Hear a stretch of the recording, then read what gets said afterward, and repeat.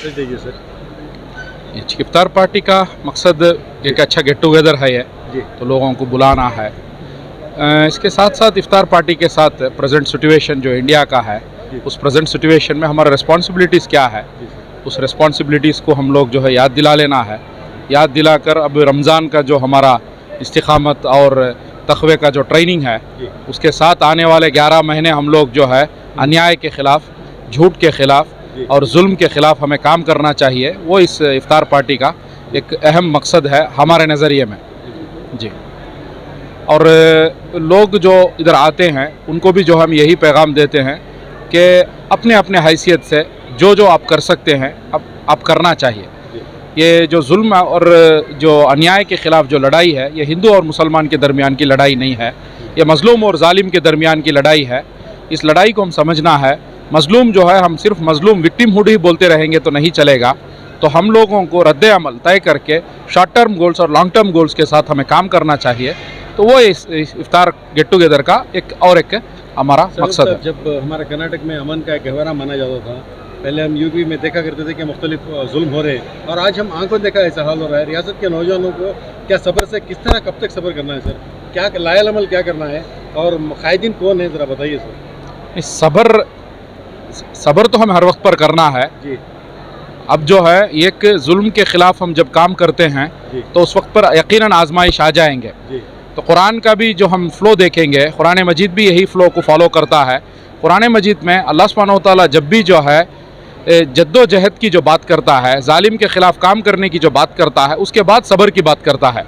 क्योंकि यकीनन जालिम के ख़िलाफ़ आप काम करोगे तो जालिम आप पे टूट पड़ेगा, तो उस वक्त पर आपको सब्र करना चाहिए। तो ये सब्र को हम लोग सीखना है।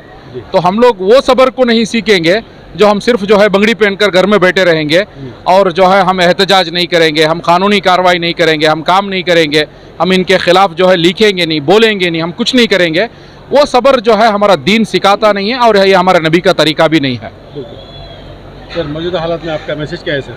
तो मैं तो मेरा मैसेज यही आपको दिया हूँ कि हम लोगों को आने वाले 11 महीने में इस जालिम के ख़िलाफ़ हमें काम करना चाहिए। हम जो है हमारे हैसियत में every individual has to take a responsibility, और कलेक्टिवली SDPI PFI जैसे मूवमेंट्स के साथ मिलकर हमें काम करना चाहिए। यही है मेरा पैगाम। शुक्रिया सर, शुक्रिया। मुझे सब आपने हमें दौरान तकरीर PFI और SDPI को बैन करने की जो बात कही गई थी, उसको लेकर आपको नाराज़गी चल रही है, बताइए सर आप क्या कहेंगे?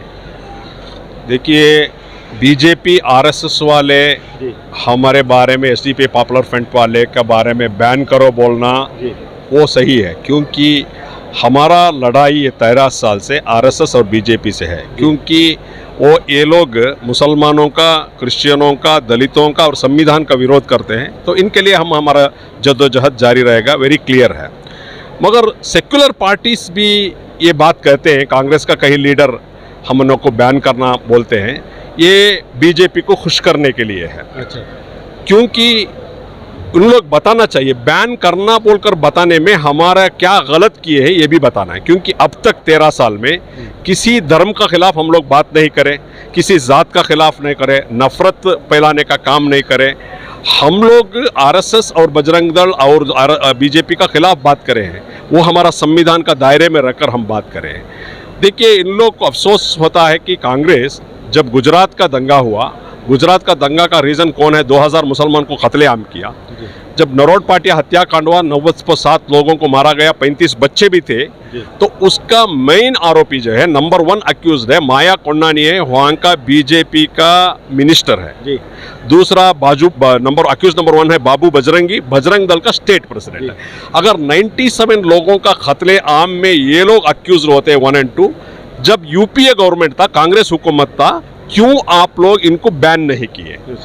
आज देश में हालात में, कर्नाटक में हर दिन जो हो लेकर है, हर दिन जो बयान हो लेकर है, हर दिन जो नफरत फैला रहे, कौन फैला रहे हैं? SDP फैला रहे हैं या पॉपुलर फ्रंट फैला रहे हैं? ये RSS से बजरंग दल, श्री राम सेना फैला रहे हैं। इनको बैन करने के लिए ये लोग को डर है, ये लोग को बैन करने के लिए, बोलने के लिए इनको डर है। तो इसलिए बैलेंस करने के लिए ये बात करते हैं। तो एक रिस्पॉन्सिबल MLAs मिनिस्टर को ये बताना चाहिए कि, क्योंकि ये देखिए, मैं वेरी क्लियर बताता हूँ, ये जितने भी कांग्रेस का लोग हो या JDS का लोग हो, जब तक आप आपका दुश्मन को नहीं पहचानेंगे तब तक क्योंकि आप ख़त्म हो गया। जो कांग्रेस जो है यूपी में ख़त्म हो गया, आंध्रा में ख़त्म हो गया, सब जगह पंजाब में ख़त्म है। क्यों ख़त्म हो गया? ये लोग, इनका टारगेट सही नहीं। इन लोग लड़ना चाहिए आरएसएस और बीजेपी के साथ, सब सख्त के साथ सबको मिला कर इन लोग के लड़ना है। जब तक ये नहीं लड़ेंगे ये खातिमा हो जाएंगे, बैलेंस नहीं चलेगा इधर, डू और डाई सिचुएशन नहीं है। जी सर, रियासत सदर के तौर पर आप आने वाले दिनों में कैसे देख रहे हैं सर? इंतखाबात हो मैं क्या बोल रहा हूँ, ये जो हालात जो है, हालात को हम लोग मायूस होने का ज़रूरत नहीं, कौम मायूस कभी बने। क्यों? हम तारीख से सबक सिखाना है, हमारा बहुत बड़ा तारीख है, वो तारीख से सबक कैसा हम इस जब भी जालिम ताकतें हमारे ऊपर आया है, कैसे हम लड़कर है, कैसा हम इसमें आगे बढ़कर है, सबको मालूम है। हमारा हक के लिए हमारा लड़ाई जारी रहेगा। ये आज का बात नहीं, 1400 साल का हिस्ट्री है ये। जब भी मुसलमानों के ऊपर ये जुल्म हुआ है, जुल्म के खिलाफ लड़े हैं। तो मायूस होने का ज़रूरत नहीं, एक होकर लड़ना है। इसमें एक होना, अब ये ऐसी एक टाइम में भी हम लोग अलग अलग फ़िरके होकर, अलग अलग ग्रुप होकर रहना ये मुनासिब नहीं है। एक होना है, मकसद के लड़ने, हमारा हक के लिए लड़ना हमारा जिम्मेदारी है। क्योंकि एक मुसलमान का जिम्मेदारी है इंसाफ कायम करने के लिए और जुल्म को रोकने के लिए लड़ना है।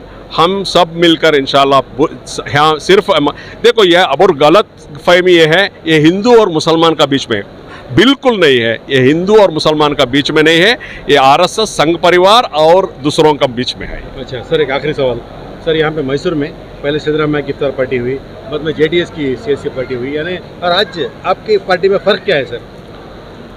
कि ऐसा फ़र्क क्या है जी, देखो हम हर साल ये कर लेकर आए, हम इस इफ्तार पार्टी में एक पैगाम भी देते हैं। सिर्फ खाना पिलाना ये मकसद नहीं है, एक पैगाम देते हैं।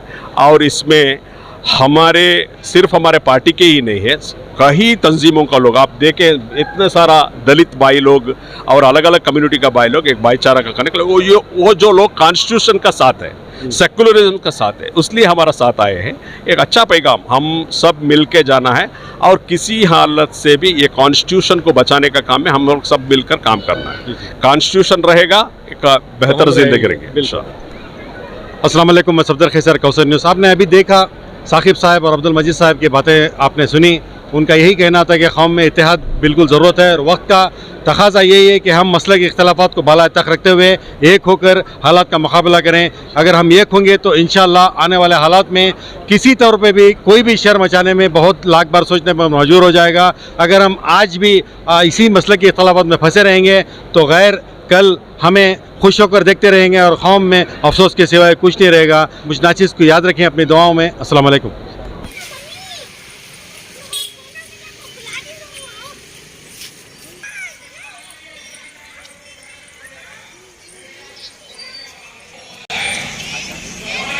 में जो मुसलमान बच्चे हैं उनके लिए पूरे रमजान में दुआ किए।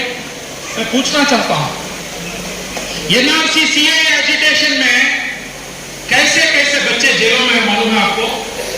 आईआईटी में पढ़कर पाएगा इंजीनियर जेलों में है, महीना पगार उसका 13 लाख रुपया 12 लाख रुपया पगार था। ये कौम के लिए कुर्बान होकर जेलों में है बच्चे। क्या आप पूरे रमजान में एक बार उनके लिए दुआ करें? अल्लाह हमें कहां से मदद करेगा? अल्लाह की मदद कहां से आएगी? कौन हमें मदद करेगा? वो बच्चे।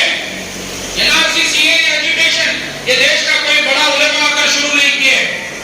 एनआरसी सीए एजुकेशन ये देश का कोई बड़ा पॉलिटिकल लीडर आकर शुरू नहीं किया। एनआरसी सीए एजुकेशन कौन शुरू किए? जब हमारी सिटीजनशिप हमारे हाथ से छीनने की जो साजिश चल रही थी, उस वक्त पर कौन आकर मैदान में उतरे? वो कॉलेज में पढ़ने वाले, यूनिवर्सिटीज में पढ़ने वाले वो बच्चे आए। पहला कोई संगठन एनआरसी सीए के खिलाफ कोई संगठन उठकर खड़ा, वो पॉपुलर फ्रंट उठकर खड़ा। हम लोग क्या बोले? Boycott NRC, boycott CA, boycott CA. ये कोई पेपर का मसला नहीं, ये कोई सरनेम का मसला नहीं, ये कोई कमा पुलिस का मसला नहीं, ये मसला आरएसएस का मसला है।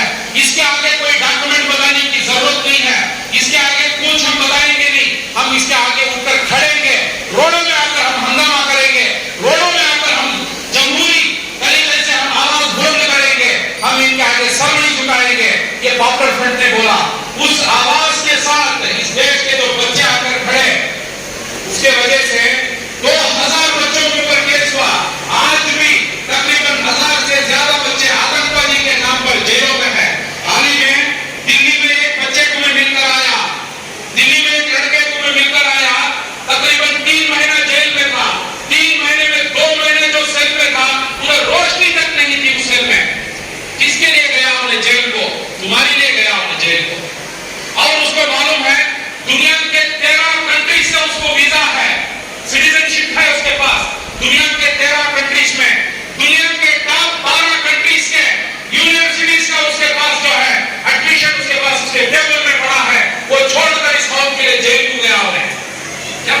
रमजान में एक बार हम दुआ करें उसके लिए। पूरे रमजान में दुआ किए, कौन आकर मदद करेगा, कौन आकर लड़ेगा आपके लिए? Who will be there to fight for you? ये जो टपोरी जो मुसलमान लीडर्स हैं, अलग अलग पॉलिटिकल पार्टीज में बड़े बड़े कारों में घूम रहे कर, ये सब कौन है ये लोग? क्या उनकी क्रेडिबिलिटी है? क्या है उनके पास? हाँ, उनको बेचकर वो लोग यहाँ तक आए।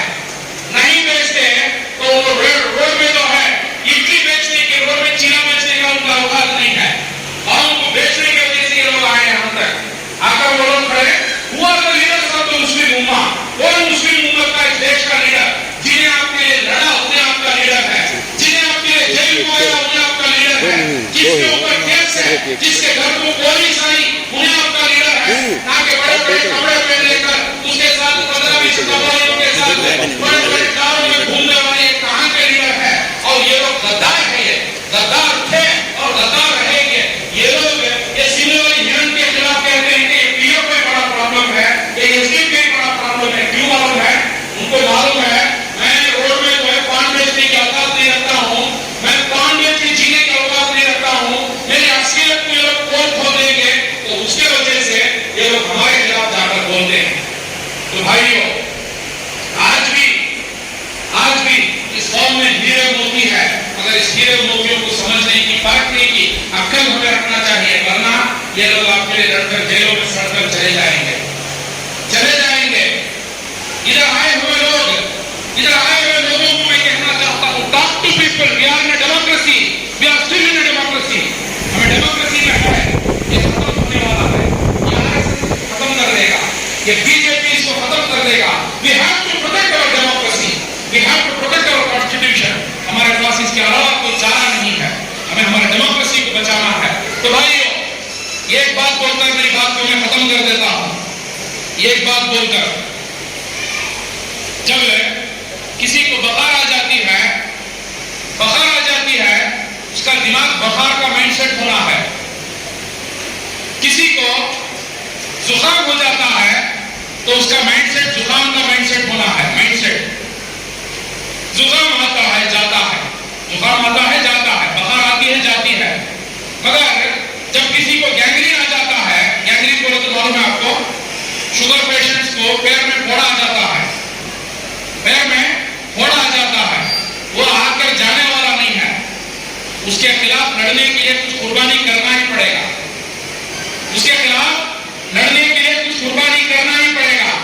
जुकाम समझकर आप बैठ गए तो वो आपको खत्म करके चला जाएगा। इस देश में आरएसएस बोलकर एक गैंग्रीन आकर है, ये गैंग्रीन इस देश को धीरे धीरे खाकर आपको खा के खत्म कर देगा। ये गैंग्रीन से बचना है, ये गैंग्रीन के खिलाफ लड़ना है तो कुछ कुर्बानी करना ही पड़ेगा। Without sacrifice, without any pain there is no gain. ये कुर्बानी के अलावा कोई चारा नहीं। लोग बोलते एसडीपीआई में जाओ ना तो तुम्हारे ऊपर केस हो जाती, एसडीपीआई में जाओ ना तो तुम्हारे ऊपर जेल हो जाती। हमें भी बोलती होती हमारे साथ आए तो केस, हमें नहीं बोलती हम ना ताज और तख्तों में तुम ना बिठाने वाले भी नहीं है। हमें एसडीपीआई में आए तो लोगों बोलती, पीएफआई में गए तो केस हो जाती। हमें भी बोलती होने वाला है, हमें नहीं करके नहीं बोल रही। तो भाइयों, ये रास्ते में ये गैंग्रीन जो है, ये गैंग्रीन को लड़ना है तो कुछ कुर्बानी करना ही पड़ेगा। बिना कोई कुर्बानी के हम पा नहीं सकते, बिना कोई कुर्बानी के आरएसएस से आप लड़ नहीं सकते। झूठे केस आप पे डालेंगे, पुलिस आपके घर को आएगी, झूठे केसों में ईडी आपको आकर अरेस्ट करेगी, झूठे केसों में आपको 2-2 साल 5-5 साल जेलों में डालेंगे। ये सब चीज आप बर्दाश्त करने के लिए तैयार नहीं तो गुलामी के लिए तैयार हो जाओ। इसके लिए आप रेडी नहीं तो आपके बच्चों को इस देश में गुलाम बनाकर जाने के लिए तैयार हो जाओ। इसके लिए तैयार है तो हमारा बहुत बेहतर ब्राइट फ्यूचर है। और इस रमजान में आखिरी हमारे साथ 3-4 दिन है। ये 3-4 दिन में सुजूद में, रुकू में, दुआओं में यही मांगो, सब्र और सबिल अख्तामना, या अल्लाह मुझे सब्र दे और साबित कदम दे। मैदान से भागने वाला मुझे नहीं रहना चाहिए। आज इंटरनेट में गूगल में जाकर लोग मलेशिया का वीजा, मलेशिया का सिटीजन, तुर्की का सिटीजन, अमेरिका का सिटीजन, कनाडा का सिटीजन, इसराइल से एक मस्जिद के सामने प्रोजेक्ट और उनकी चाय की दुकान के चर्चे, क्या मालूम है? इंडिया तो हमारे लिए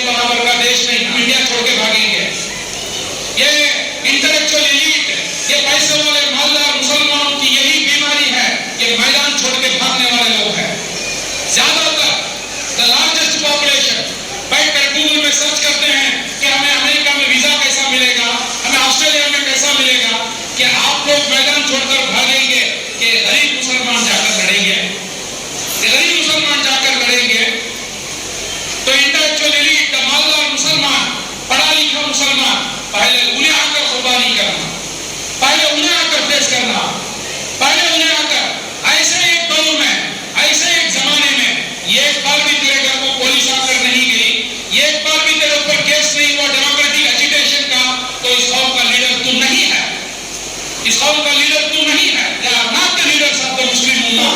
मुस्लिम उम्मत के लीडर्स, इस देश के लीडर्स वही लोग बन सकते हैं who are prepared for a sacrifice, who are prepared to contribute। नहीं तो तब्दीली आने वाली नहीं है। कि इफ्तार पार्टी से, इफ्तार प्रोग्राम से मैं इतना ही कहता हूँ कि हम लोगों को काम बहुत है। We have to work for a better future। हमारे लिए हम वो माइंडसेट के साथ काम नहीं करेंगे तो हमारे देश के जमहूरियत को, हमारे देश के संविधान को हम कहां से बचा सकते हैं। बचाने के लिए we have to sacrifice। यही कहते हुए मेरी बात को मैं खत्म करता हूँ। अस्सलाम वालेकुम।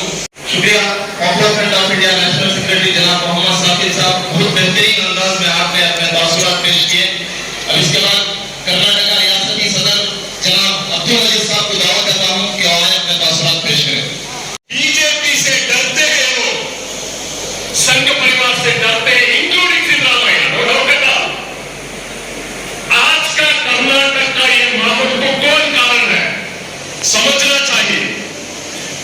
2018 में इस कर्नाटक में किसको मैंडेट दिए हम लोग, वोट किसको दिए? कांग्रेस और जेडीएस का हुकूमत आया, कुमार स्वामी मुख्यमंत्री बना, कांग्रेस का हाईकमांड का डिसीजन से। ये बर्दाश्त नहीं कर सके कांग्रेस के लीडर्स, जानना चाहिए हम। कुमार स्वामी चीफ मिनिस्टर बनना बर्दाश्त नहीं किए, तो इसलिए खुद कांग्रेस का चंद लीडर्स उनका शागिर्दों को बीजेपी को भेजे। कौन गए? 17 लोग जो है, 14 कांग्रेस के, 3 जेडीएस के लोग 1 करोड़ रुपए को कांग्रेस बीजेपी को परचेस किए। इनके वजह से, कांग्रेस और जेडीएस के एमएलए के वजह से आज कर्नाटक में बीजेपी को हुकूमत आया। ये भूलना नहीं हम लोग का, हमारा कौम क्या है भूल जाते हैं जल्दी।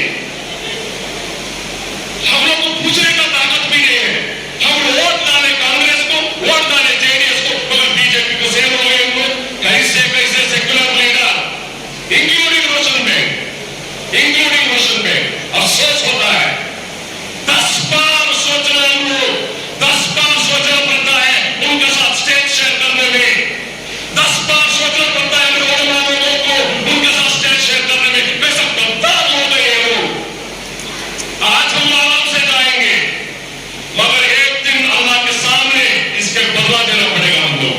भाइयों बुजुर्गों दोस्तों, क्या हुआ मध्य प्रदेश में? मध्य प्रदेश में क्लियर मैंडेट कांग्रेस का हुकूमत आया।